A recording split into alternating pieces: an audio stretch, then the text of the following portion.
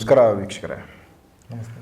So Anil ಅವರು ಒಂದು ತಸ್ಮೈ ಗುರೂಜಿಗಳಿಗೆ ಸಂಬಂಧಪಟ್ಟಂಗೆ ಒಂದು 6-7 ಎಪಿಸೋಡು ಮಾತಾಡಿದ್ದಾರೆ, ಒಳ್ಳೆ ವಿಚಾರಗಳು ತಿಳಿಸಿದ್ದಾರೆ.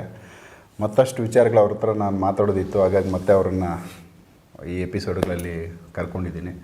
ಸರ್, ಈಗ ನಿಮ್ಮ ವಿಚಾರಗಳೇ ಒಂದು ರೀತಿ ಡಿಫ್ರೆಂಟಾಗಿತ್ತು, ನೀವು ಹೇಳಿದ ವಿಚಾರಗಳೇ ಒಂದು ರೀತಿ ಹೊಸದು ಅನ್ನೋ ಥರ ಕಾಣಿಸ್ತಾ ಇತ್ತು. ಈಗ ನಮ್ಮ ಚಾನಲಲ್ಲಿ ಬಂದಾದಮೇಲೆ ಒಂದಷ್ಟು ಒಳ್ಳೆ ರೆಸ್ಪಾನ್ಸ್ ಇದೆ, ಒಂದಷ್ಟು ಒಳ್ಳೆ ಪಾಸಿಟಿವ್ ಆಗಿ ತುಂಬ ಸಾಧಕರು ಮತ್ತು ಈ ಫೀಲ್ಡಲ್ಲಿ ಒಂದಷ್ಟು ಆಸಕ್ತಿ ಇರೋರು ನಿಮ್ಮನ್ನು ಸಂಪರ್ಕ ಮಾಡಿದ್ದಾರೆ ಅಂತ ಹೇಳಿದ್ರಿ. ಸೊ ಒಂದು ಓವರಾಲ್ ಆಗಿ ಒಂದು ಅನುಭವ ಯಾವ ರೀತಿ ನಿಮಗೆ, ಯಾವ ಥರದ್ದು ಜನಗಳು ನಿಮ್ಮನ್ನು ಕಾಂಟ್ಯಾಕ್ಟ್ ಮಾಡಿದ್ದಾರೆ, ಯಾವೆಲ್ಲ ವಿಚಾರಗಳ ಬಗ್ಗೆ ಚರ್ಚೆ ಆಯಿತು, ಸೊ ಈ ಒಂದು ವಿಚಾರ ತಿಳಿಸಿ, ಅದಾದಮೇಲೆ ಮತ್ತಷ್ಟು ವಿಚಾರ ಮಾತಾಡೋಣ. ನಮಸ್ತೆ. ಆ್ಯಕ್ಚುಲಿ ಈ ಎಪಿಸೋಡ್ಗಳಲ್ಲಿ ನಾನು ಏನು ಮಾತಾಡಿದ್ದೀನಿ, ಸೊ ನನಗೂ ಒಂದು ಭಯ ಇತ್ತು. ಸೊ ನನ್ನ ಅನುಭವನೇ ನಾನು ಹೇಳಿದ್ದೀನಿ. ಆದರೆ ಜನಗಳು ಯಾವ ರೀತಿ ಆಕ್ಸೆಪ್ಟ್ ಮಾಡ್ತಾರೆ, ಇದು ಸುಳ್ಳು ಅಂತ ತಿಳ್ಕೊಳ್ತಾರ ಅಥವಾ ಇವನೇನೋ ಇಮ್ಯಾಜಿನ್ ಮಾಡ್ಕೊಬಂದು ಹೇಳ್ತಾ ಇದ್ದಾನೆ ಅಂತ ತಿಳ್ಕೊಳ್ತಾರ ಅಂತ ಆ ರೀತಿ ಒಂದು ಭಯ ಇತ್ತು. ಬಟ್ ಯಾವಾಗ ನಿಮ್ಮ ಎಪಿಸೋಡ್ಗಳು 1 by 1 ಬಂದು ತುಂಬ ಜನ ಕಾಂಟ್ಯಾಕ್ಟ್ ಮಾಡಲಿಕ್ಕೆ ಸ್ಟಾರ್ಟ್ ಮಾಡಿದ್ರು. ಸೊ ಸ್ಪಿರಿಚುವಲ್ ಇಂಟ್ರೆಸ್ಟ್ ಇರೋರು ತುಂಬ ಜನ ಇದ್ದಾರೆ ಅಂತ, ಕರ್ನಾಟಕದಲ್ಲಿದ್ದಾರೆ ಅಂತ ನನಗೆ ಆವಾಗ ಗೊತ್ತಾಯಿತು. ಸೊ ನನಗನ್ಸುತ್ತೆ ಒಂದು 75% ಜನ ಕೂಡ ಇದನ್ನು ಆಕ್ಸೆಪ್ಟ್ ಮಾಡಿದ್ದಾರೆ, ಇಷ್ಟಪಟ್ಟವ್ರೆ. ಸೊ ಯಾಕೆಂದರೆ ತುಂಬ ಜನ ಏನು ಮೆಡಿಟೇಷನ್ ಮಾಡೋರು ಇದ್ದಾರೆ, ಬೇರೆ ಬೇರೆ ರೀತಿಯ ಮೆಡಿಟೇಷನ್ ಮಾಡೋರು.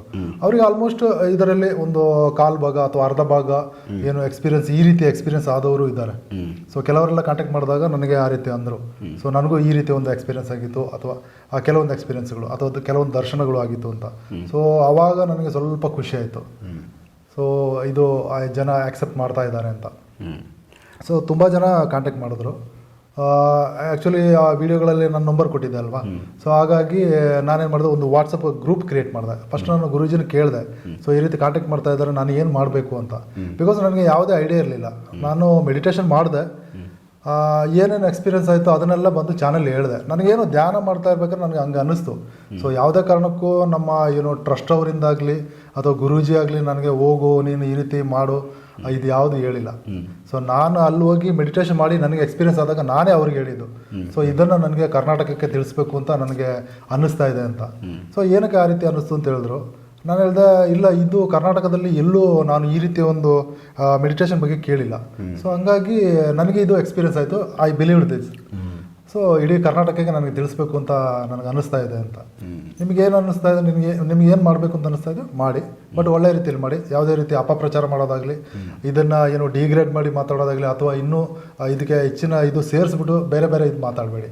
ನಿಮಗೆ ಏನು ಎಕ್ಸ್ಪೀರಿಯನ್ಸ್ ಆಗಿದೆ ಅದನ್ನು ಕ್ಲಿಯರಾಗಿ ಹಂಗೆ ಹೇಳ್ಬಿಡಿ, ತೊಂದರೆ ಇಲ್ಲ ಅಂತ ಹೇಳಿದರು.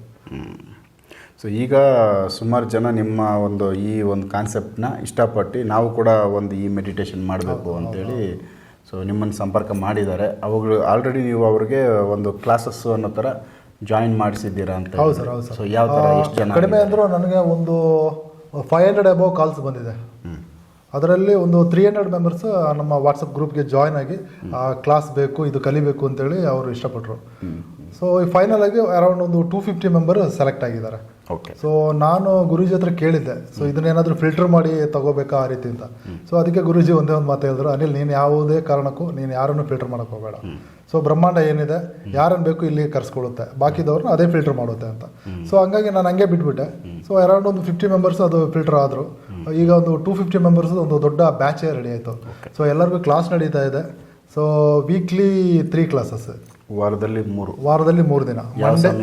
ಮಂಡೇ, ವೆನೆಸ್ಡೇ, ಫ್ರೈಡೇ ಮಾರ್ನಿಂಗ್ 4:30ಗೆ ಕ್ಲಾಸ್ ನಡೆಯುತ್ತೆ. ಸೊ ಇದು ಝೂಮ್ ಮೀಟಿಂಗ್, ಝೂಮ್ ಕ್ಲಾಸ್ ಅಂದರೆ ಮೊಬೈಲ್ ಕ್ಲಾಸ್ ಎಲ್ಲರೂ ಮನೇಲೇ ಕೂತು ಕೇಳುವಂಥದ್ದು. ಫಿಸಿಕಲಿ ಅಲ್ಲಿ ಬಂದು ಯಾರಾದರೂ ಕ್ಲಾಸ್ ಕೇಳೋರಿಗೆ ಆಪ್ಷನ್ ಇದೆ? ಅದು ಹೇಗೆ ಅಂತ ಹೇಳಿದ್ರೆ, ಕ್ಲಾಸ್ ಫಿಸಿಕಲಿ ಕೇಳೋಂಗಿಲ್ಲ. ಮೆಡಿಟೇಷನ್ ಪ್ರಾಕ್ಟೀಸ್ ಬಂದು ಫಿಸಿಕಲಿ ಅಲ್ಲಿ ಮಾಡ್ಬೋದು, ಏನು ಆಶ್ರಮದಲ್ಲಿ ಬಂದು ಮಾಡ್ಬೋದು. ಒಂದು 3 ದಿನನೋ 5 ದಿನನೋ ಅಥವಾ 1 ವಾರ ಅಲ್ಲಿ ಇದ್ಬಿಟ್ಟು, ಸೊ ಅವರು ಯಾವ ರೀತಿ ಕೂರಬೇಕು, ಯಾವ ರೀತಿ ಮೆಡಿಟೇಟ್ ಮಾಡಬೇಕು, ಸೊ ಪಿನ್ ಟು ಪಿನ್ ಏನು ಮಿಸ್ಟೇಕ್ ಆಗದಂಗೆ ಅವರು ಅಲ್ಲಿ ಬಂದು ಕಲಿಬೋದು. ಸೊ ಇಲ್ಲಾಂದ್ರೆ ಏನಾಗುತ್ತೆ ಅಂತಂದ್ರೆ, ನಾವು ಮನೇಲೇ ಕೂತು ಕಲಿಬೇಕಾದ್ರೆ ಒಂದು ಸಣ್ಣ ಮಿಸ್ಟೇಕ್ ಆದರೂ ಕೂಡ ನಮಗೆ ಏನು ಆ ಎಕ್ಸ್ಪೀರಿಯನ್ಸ್ ಆಗಲ್ಲ. ಸೊ ಈವನ್ ನಾನು ಕೂಡ ಒಂದು 3 days ಏನು 3-4 ಡೇಸ್ ನಾನು ಆಶ್ರಮದಲ್ಲಿ ಇದ್ಕೊಂಡು ಕಲ್ತ್ಕೊಂಡು ಹೋಗಿ ನಾನು ಮನೇಲಿ ಮಾಡ್ತಾಯಿದ್ರು ಒಂದು ಚಿಕ್ಕ ಮಿಸ್ಟೇಕ್ ಆಗಿತ್ತು. ನನಗೆ ಒಂದು 2-3 ದಿನ ಯಾವುದೇ ಎಕ್ಸ್ಪೀರಿಯನ್ಸ್ ಆಗಿರಲಿಲ್ಲ. ನಂತರ ನಾನು ಗುರೂಜಿನ ಕಾಂಟ್ಯಾಕ್ಟ್ ಮಾಡಿ ನಾನು ಈ ವಿಷಯ ಕೇಳೋತ್ತಿಗೆ ಒಂದು ಸಣ್ಣ ಮಿಸ್ಟೇಕ್, ನಾನು ಕೂತದಲ್ಲಿ ಒಂದು ಚಿಕ್ಕ ಮಿಸ್ಟೇಕ್ ಆಗಿತ್ತು. ಸೊ ಹಂಗಾಗಿ ಆ ಎಕ್ಸ್ಪೀರಿಯನ್ಸ್ ನಿಂತೋಗಿತ್ತು. ಸೊ ಹಾಗಾಗಿ ಯಾರೇ ಆದರೂ ಕೂಡ ಈ ಮೆಡಿಟೇಷನ್ ಕಲಿಬೇಕು ಅಂದರೆ ಫಸ್ಟ್ 10 ಡೇಸ್ ಕ್ಲಾಸ್ ಕೇಳಲೇಬೇಕು. ಅವರು ಎಷ್ಟೇ VIP ಆದರೂ ಕೂಡ ಅಷ್ಟೇ, ಅವರ ಮಿನಿಮಮ್ 10 ಡೇಸ್ ಕ್ಲಾಸ್ ಕೇಳಿ ಆನಂತರ ಆಶ್ರಮಕ್ಕೆ ಹೋಗಿ ಅವರು ಮೆಡಿಟೇಷನ್ನ ಪ್ರಾಕ್ಟೀಸ್ ಮಾಡ್ಬೋದು. ಸೊ ಅಲ್ಲಿ ಪ್ರಾಕ್ಟೀಸ್ ಮಾಡಿ ಅದೆಲ್ಲ ಕಂಪ್ಲೀಟ್ ಕಲ್ತಾದ್ಮೇಲೆ ಮನೆಗಳಲ್ಲಿ ನೆಕ್ಸ್ಟ್ ಆಮೇಲೆ ಮಾಡೋಕ್ಕೆ ಆಪ್ಷನ್ ಇದೆ. ಸೊ ಕ್ಲಾಸಸ್ ಆಗ್ಬೋದು, ಈ ಒಂದು ಮೆಡಿಟೇಷನ್ ಅಲ್ಲಿ ಕಲಿಯೋದಾಗ್ಬೋದು. ಎಷ್ಟು ದಿನದವರೆಗೂ ಇಷ್ಟು ಬೇಕೇ ಬೇಕು ಅನ್ನೋ ಥರ, ಎಷ್ಟು ದಿನದವರೆಗೂ ಈ ಕ್ಲಾಸಸ್ ತೊಗೊಳ್ಬೇಕು? ಕ್ಲಾಸ್ ಅದೇ 1 ಮಂತ್ ಬೇಕಾದ್ರೂ ತೊಗೋಬೋದು, ಏನು ತೊಂದರೆ ಇಲ್ಲ. ಸೊ ಬಟ್ ಅವ್ರು ಏನಂತ ಹೇಳಿದ್ರೆ ಈ ಧರ್ಮಗಳ ಬಗ್ಗೆ, ಸತ್ಯಾಸತ್ಯತೆಗಳ ಬಗ್ಗೆ, ಮತ್ತು ಏನು ಮಾಡಬೇಕು ಏನು ಮಾಡಬಾರ್ದು ಇದನ್ನೆಲ್ಲ ನೀಟಾಗಿ ಅವರು ಎಕ್ಸ್ಪ್ಲೇನ್ ಮಾಡ್ತಾ ಬರ್ತಾರೆ. ಸೊ ಹಾಗಾಗಿ ಮಿನಿಮಮ್ 10 ಡೇಸ್ ಕ್ಲಾಸನ್ನು ಕೇಳಿ ಅಂತ ಅವ್ರು ಹೇಳ್ತಾ ಇರೋದು. ಅದು ಕೇಳಿ ನಂತರ ನೀವು ಈ ಕಡೆಗೆ ಎಂಟ್ರಿ ಆಗಿ ಅಂತ ಅವ್ರು ಹೇಳ್ತಾ ಇರೋದು. ಸೊ ಇಲ್ಲಿ ಇನ್ನೊಂದು ನನಗೆ ತುಂಬ ಖುಷಿ ಕೊಡುವಂಥ ವಿಚಾರ ಅಂದರೆ ಗುರೂಜಿ ಅದೇ ಹಿಂದಿಯಲ್ಲೇ ಕ್ಲಾಸ್ ಮಾಡಲಿಕ್ಕೆ ಪ್ಲ್ಯಾನ್ ಹಾಕಿದ್ರು. ಸೊ ಹಿಂದಿಯಲ್ಲೇ ಕ್ಲಾಸ್ ಮಾಡಿ ಅದನ್ನು ಯಾರಾದರೂ ಕನ್ನಡಕ್ಕೆ ಟ್ರಾನ್ಸ್ಲೇಟ್ ಮಾಡುವಾಗೆ. ನನಗೆ ಹಿಂದಿ 100% ಬರಲ್ಲ, ಒಂದು 60% ಬರೋದು. ಸೊ ಹಾಗಾಗಿ ಅಲ್ಲಿ ಪ್ರಾಬ್ಲಮ್ ಆಗುತ್ತೆ ಅಂತೇಳಿ ಗುರೂಜಿಗೆ ಅದು ಸ್ಟಾರ್ಟ್ ಮಾಡಬೇಕು. ಈಗ ತುಂಬ ಜನ ಸೇರ್ಕೊಂಡ್ಬಿಟ್ಟಿದ್ದಾರಲ್ಲ. ಸೊ ಹಾಗಾಗಿ ಗುರೂಜಿ ಒಂದಿನ ಮುಂಚೆ ನನಗೆ ಹೇಳಿದ್ರು, ಅನಿಲ್ ನಾಳೆ ಕ್ಲಾಸ್ ಸ್ಟಾರ್ಟ್ ಮಾಡೋಣ ಅಂತ. ಆಯ್ತು ಗುರುಗಳು ಅಂತ ಹೇಳಿದೆ. ನಂತರ ಅವ್ರು ಹೇಳಿದ್ರು, ನಾನು ಮಲಯಾಳಮಲ್ಲಿ ಹೇಳ್ತೀನಿ, ನೀವು ಕನ್ನಡದಲ್ಲಿ ನೀವು ಹೇಳ್ಬಿಡಿ ಅಂತ. ನನಗೆ ಆಗಲ್ಲ ಅಂತಲೂ ಹೇಳೋಕ್ಕಾಗಲ್ಲ, ಸಡನ್ನಾಗಿ ಆಯ್ತು ಗುರುಗಳು ಅಂತ ಹೇಳಿದೆ. ನೆಕ್ಸ್ಟ್ ಡೇ ಆಯಿತು, ನನಗೆ ಅವತ್ತು ನೈಟ್ ನಿದ್ದೆನೇ ಇಲ್ಲ. ಸೊ ಏನು ಮಾಡೋದು, 200-300 ಜನ ಇದ್ದಾರೆ. ಗುರೂಜಿ ಏನು ಮಲಯಾಳಮಲ್ಲಿ ಸ್ಪೀಡಾಗಿ ಹೇಳ್ತಾ ಇರ್ತಾರೆ, ನಾನು ಹೆಂಗೆ ಟ್ರಾನ್ಸ್ಲೇಟ್ ಮಾಡೋದು, ನನಗೆ ಇದರ ಐಡಿಯಾನೇ ಇಲ್ಲ. ಅದು 4:30 ಅರ್ಲಿ ಮಾರ್ನಿಂಗ್ 4:30ಗೆ ರೆಡಿ ಆಗಬೇಕು. ನಾವೊಂದು 3:30 ಆದರೂ ಎದ್ದೇಳಬೇಕು, ಎಲ್ಲ ಸ್ನಾನ ಮುಗಿಸಿ ಎಲ್ಲ ರೆಡಿಯಾಗಿ ಕೂತ್ಕೋಬೇಕು. ಸೊ ಹಂಗೆ ನೆಕ್ಸ್ಟ್ ಡೇ ಆಯಿತು, ಕ್ಲಾಸ್ ಸ್ಟಾರ್ಟ್ ಆಯಿತು. ಗುರೂಜಿ ಅಲ್ಲಿ ಗಂಟ ನನಗೆ ಎದೆ ಡವ ಅಂತ ಬಡ್ಕೊಳ್ತಾ ಇತ್ತು. ಯಾವಾಗ ಅವ್ರ ಫೇಸ್ ನೋಡಿ ಆ ಕ್ಲಾಸ್ ಸ್ಟಾರ್ಟ್ ಆಯಿತು, 4:15 ಕೂತವನು ನನಗೆ ಒಬ್ಸರ್ವ್ ಆಗೋತ್ತಿಗೆ 6 ಗಂಟೆ ಆಗಿದೆ. 1.5 ಗಂಟೆ ಟೈಮ್ ಹೆಂಗೆ ಹೋಯ್ತು ಅಂದರೆ ಗೊತ್ತಿಲ್ಲ. ನಂತರ ಏನು ಆ ಗ್ರೂಪಲ್ಲಿ ಎಲ್ಲರೂ ಆಗ್ತಾ ಇದ್ದಾರೆ. ಇವು ಸಖತ್ತಾಗಿತ್ತು ಕ್ಲಾಸ್. ಏನು ಟ್ರಾನ್ಸ್ಲೇಟ್ ಮಾಡಿದ್ದು ಕೂಡ ತುಂಬ ಚೆನ್ನಾಗಿತ್ತು. ಗುರೂಜಿ ಕ್ಲಾಸ್ ಎಕ್ಸ್ಟ್ರಾಡಿನರಿ ಅಂತೇಳಿ. ಸೊ ಅವರು ಲೈಫಲ್ಲೇ ಕೇಳಿಲ್ಲ ಅಂಥ ಕ್ಲಾಸ್ಗಳು ಅಂತೇಳಿ ಅವರು ಬರೀಲಿಕ್ಕೆ ಸ್ಟಾರ್ಟ್ ಮಾಡಿದ್ರು. ಸೊ ಅದು ನನಗೆ ಗೊತ್ತಿಲ್ಲ ಅದು ಹೇಗಾಯಿತು ಅಂತ. ಸೊ ನಡೆದಿದೆ. ಆಮೇಲೆ ನೀವು ನನಗೊಂದು ವಿಡಿಯೋ ಸೆಂಡ್ ಮಾಡಿದಿರಿ, ಇದ್ರ ಬಗ್ಗೆ ನಾನು ನಮ್ಮ ವೀಕ್ಷಕರ ಮುಂದೆ ಮಾತಾಡ್ಸೋಣಂತ. ಸೊ ಈ ವಿಡಿಯೋದಲ್ಲಿ ಬಂದು ಈ ರೀತಿ ಒಂದು ಮೆಡಿಟೇಷನ್ನು ಏನಂತ ಗೊತ್ತಾಗ್ತಾ ಇಲ್ಲ. ಇದು ನಮ್ಮ ಹೌದು ಸರ್, ಆ್ಯಕ್ಚುಲಿ ನಾನು ಇಷ್ಟು ದಿನ ನಾನು ಏನು ಪ್ರೇಕ್ಷಕರಿಗೆ ಇಷ್ಟೊಂದು ಎಪಿಸೋಡ್, ಇವಾಗ 8-9 ಎಪಿಸೋಡ್ ಬಂದಿದೆ. ಸೊ ಇದರಲ್ಲಿ ನಾನು ವಿತೌಟ್ ಪ್ರೂಫ್ ನನ್ನ ಎಕ್ಸ್ಪೀರಿಯನ್ಸನ್ನು ಮಾತಾಡ್ತಾ ಬಂದೆ. ಮಧ್ಯದಲ್ಲಿ ನಮ್ಮ ವೈಫ್ ಅವರ ಎಕ್ಸ್ಪೀರಿಯನ್ಸ್ ಕೂಡ ಹೇಳಿದರು. ಸೊ ಇಲ್ಲಿ ವಿತ್ ಪ್ರೂಫ್ ಇವಾಗ ಮಾತಾಡೋಣ. ಸೊ ಈಗ ಪ್ರೂಫ್ ಸಮೇತ ಬಂದಿದ್ದೀನಿ. ಸೊ ಇದರಲ್ಲಿ ಏನೇನು ನಡೆಯುತ್ತೆ, ನಮ್ಮ ಟ್ರೀಟ್ಮೆಂಟ್ಗಳು ಯಾವ ರೀತಿ ನಡೆಯುತ್ತೆ, ಅಥವಾ ಇದರಲ್ಲಿ ಬೇರೆ ಏನೇನು ನಮಗೆ ಏನು ನಮ್ಮ ಅವಶ್ಯಕತೆಗೆ ಬೇಕಾದಂಥ ಈಗ ಮಾರ್ಷಲ್ ಆರ್ಟ್ಗಳು, ಸೊ ಏನು ಕರಾಟೆ, ಕುಂಫು, ಕಳರಿಪಯಟ್ ಇದೆಲ್ಲ ನಾವು ಈ ಧ್ಯಾನದ ಮುಖಾಂತರ ನಾವು ಕಲಿಬೋದು. So dance, song practice, then ಬೇರೆ ಬೇರೆ ಲ್ಯಾಂಗ್ವೇಜ್ಗಳು, ಈವನ್ ಸಂಸ್ಕೃತ ಆಲ್ಸೋ ಏನು ನಾವು ಈ ಮೆಡಿಟೇಷನ್ ಮೂಲಕ ಕಲಿಬೋದು. ಸರ್ ಇದು ಬಂದು ನೋಡಿ, ಅವರು ಮೆಡಿಟೇಷನ್ ಕೂತಿದ್ದಾರೆ ಕಣ್ಮುಚ್ಕೊಂಡು, ಸನ್ ಮೆಡಿಟೇಷನಲ್ಲಿ ಸೌಂಡ್ ಬಿಟ್ಕೊಳಕ ನೋಡಿ. ಅವ್ರಿಗೆ ಏನು ಬ್ರಹ್ಮಾಂಡನೇ ಅವರಿಗೆ ಸಂಸ್ಕೃತನ ಕಲಿಸ್ತಾ ಇರುವಂಥದ್ದು.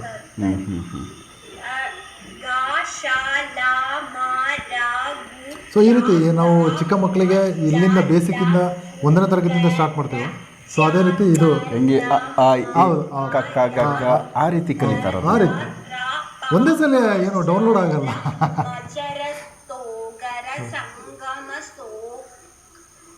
ಕಷ್ಟ ಇದೆ, ಒಂದೇ ಸಲ ಆ ರೀತಿ ಬರಲ್ಲ.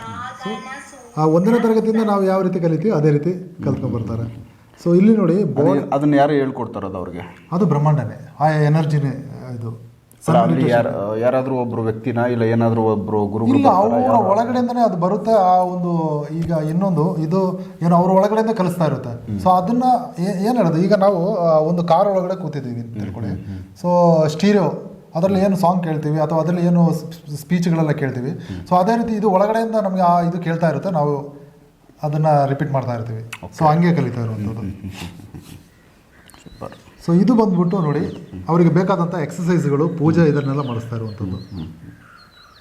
ಈಗ ನಾರ್ಮಲ್ ಆಗಿ ನೋಡಿ, ಒಂದು ಪ್ಲಾಸ್ಟಿಕ್ ಚೇರಲ್ಲಿ ಈ ರೀತಿ ಯಾರಾದರೂ ಕೂತ್ಬಿಟ್ಟು ನಾವು ಎಕ್ಸಸೈಸು ಅಥವಾ ಇದು ನೋಡಿ ಸರ್ಕಸ್ ಥರ ಇದೆ. ಅದೇ ಬ್ಯಾಲೆನ್ಸಲ್ಲಿ ಕೂತಿದ್ದಾರೆ ಅವರು, ಸ್ವಲ್ಪ ಯಾಮಾರಿದ್ರು ಬೀಳ್ತಾರೆ. ಒಂದೋ ಚೇರ್ ಮುರಿದೋಗುತ್ತೆ, ಇಲ್ಲಾಂದರೆ ಚೇರ್ ಬಿದ್ದೋಗುತ್ತೆ. ಬಿದ್ದೋಗುತ್ತೆ ಆಲ್ಮೋಸ್ಟ್. ಈ ಥರ ಎಲ್ಲ ನಾವು ಮಾಡೋಕ್ಕೆ ಹೋದ್ರೆ ಅದು ಬ್ರಹ್ಮಾಂಡ ಕಂಟ್ರೋಲ್ ಮಾಡುವಂಥದ್ದು. ಇದು ನಾವು ಯಾರೂ ಕಂಟ್ರೋಲ್ ಮಾಡುವಂಥದ್ದಲ್ಲ, ನಮ್ಮ ಕೈಯಲ್ಲಿ ಕಂಟ್ರೋಲ್ ಇರಲ್ಲ.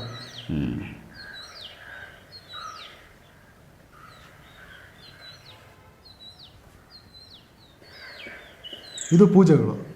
ಈವನ್ ಏನು ಹೇಳೋದು, ಇಲ್ಲಿನ ಬ್ರಾಹ್ಮಣರುಗಳು ಯಾವ ರೀತಿ ಪೂಜೆ ಕಲಿತಾರೆ ಅದಕ್ಕಿಂತಲೂ ಅಪ್ಡೇಟ್ ಆಗಿರುವಂಥ ಪೂಜೆಗಳು. ಸೊ ಅದು ಬ್ರಹ್ಮಾಂಡ ಕಲಿಸ್ಕೊಡುತ್ತೆ.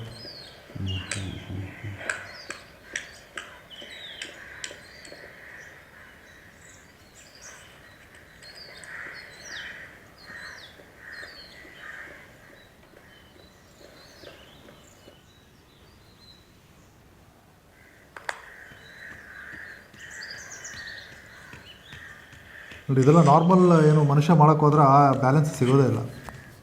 ಸೊ ತುಂಬ ಕೇರ್ಫುಲ್ಲಾಗಿ ಇದು ನಡೀತಾ. ಹೌದು. ಇನ್ನೊಂದು, ಈ ರೀತಿ ಎಕ್ಸಸೈಸ್ಗಳು ನಡಿಬೇಕು ಅಂದರೆ ನಮ್ಮ ಏನು ಆ ಕೂತಿರುವಂಥ ಜಾಗ ಸ್ವಲ್ಪ ಫ್ರೀ ಆಗಿರಬೇಕು. ಒಂದು ವೇಳೆ ನಾವು ತುಂಬ ಕಂಜೆಸ್ಟೆಡ್ ಆಗಿ ಕೂತಿದ್ದೀವಿ ಅಂದರೆ ಈ ರೀತಿ ಎಕ್ಸಸೈಸ್ಗಳು ಆಗಲ್ಲ. ಸೊ ನಂತರ ನೋಡಿ, ಇವರು ಡ್ಯಾನ್ಸ್ ಪ್ರಾಕ್ಟೀಸ್ ಮಾಡ್ತಾ ಇದ್ದಾರೆ.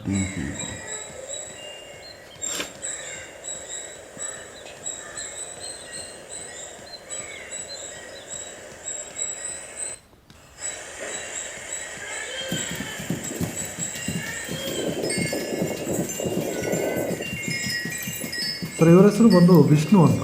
ಇವರು ಪಾಲೆಕಾಡವರು. IT ಕಂಪ್ನಿಲೇನೋ ಎಂಪ್ಲಾಯ್ ಆಗಿದ್ದಾರೆ. ಸೊ ಇವರಿಗೆ ಡ್ಯಾನ್ಸ್ ಏನೂ ಗೊತ್ತಿಲ್ಲ. ಸೊ ಡ್ಯಾನ್ಸ್ ನೋಡ್ತಾರೆ, ಎಂಜಾಯ್ ಮಾಡ್ತಾರೆ ಹೊರತು ಡ್ಯಾನ್ಸ್ ಗೊತ್ತಿಲ್ಲ. ಸೊ ಇವರ ಏನು ಈ ಹಿಂದಿನ ಜನ್ಮದ ಬಂದುಬಿಟ್ಟು ಇವರಿಗೆ ಗೋಚರಿಸಿದ್ದು ಸೂರ್ಯಲೋಕದಲ್ಲಿ ನರ್ತಕಿಯಾಗಿದ್ದರು. ಹೌದು, ಇವರು ಕಳೆದ ಜನ್ಮದಲ್ಲಿ ಸೂರ್ಯಲೋಕದಲ್ಲಿ ನರ್ತಕಿಯಾಗಿದ್ದರು. ಸೊ ಈ ಜನ್ಮದಲ್ಲಿ ಅವ್ರಿಗೆ ಆ ಕನೆಕ್ಟಿವಿಟಿ ಸಿಕ್ಕಿದೆ. ಹಂಗಾಗಿ ಇವಾಗ ಇದರಲ್ಲಿ ಡ್ಯಾನ್ಸ್ ಪ್ರಾಕ್ಟೀಸ್ ಮಾಡ್ತಾ ಇದ್ದಾರೆ. ಆವಾಗ ಏನು ಡ್ಯಾನ್ಸ್ ಮಾಡ್ತಾಯಿದ್ರು ಆ ಡ್ಯಾನ್ಸ್ ಇವಾಗ ಮಾಡ್ತಾ ಇದ್ದಾರೆ. ಸೊ ಅದು ಕಂಟಿನ್ಯೂಟಿ ಬಂದಿದೆ.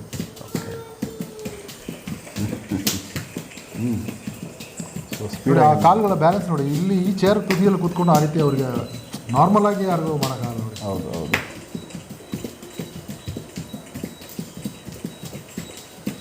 ತುಂಬ ಫ್ಲೆಕ್ಸಿಬಲ್ ಮೂವ್ಮೆಂಟ್ ಮಾಡ್ತಾರೆ. ಹೌದು.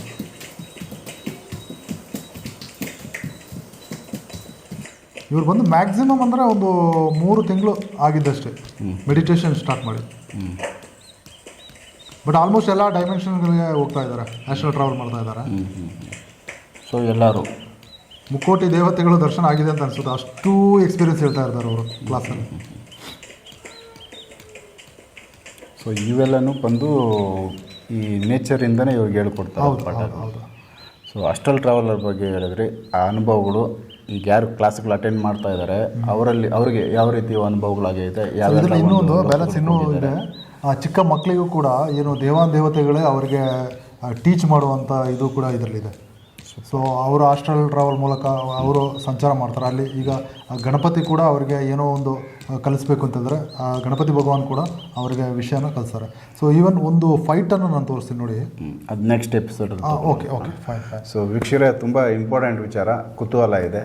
ಏನೆಲ್ಲ ಅನುಭವ ಆಗೈತೆ, ದೇವತೆಗಳನ್ನ ಬೇರೆ ಬೇರೆ ಲೋಕಗಳು ನೋಡಿರೋ ಅನುಭವಗಳು. ಸೊ ಆ ಎಕ್ಸ್ಪೀರಿಯೆನ್ಸ್ ಯಾವ ರೀತಿ ಇದೆ, ಯಾವ ರೀತಿ ಆಗಿದೆ ಅನ್ನೋದ್ರ ಬಗ್ಗೆ ನೆಕ್ಸ್ಟ್ ವಿಡಿಯೋದಲ್ಲಿ ಮಾತಾಡ್ತೀವಿ. ಸೊ ಎಪಿಸೋಡ್ ನೋಡ್ತಾ ಹೋಗಿ ಆದಷ್ಟು ಶೇರ್ ಮಾಡಿ ಅಂತ ಕೇಳ್ಕೊತೀವಿ. ನಮಸ್ಕಾರ.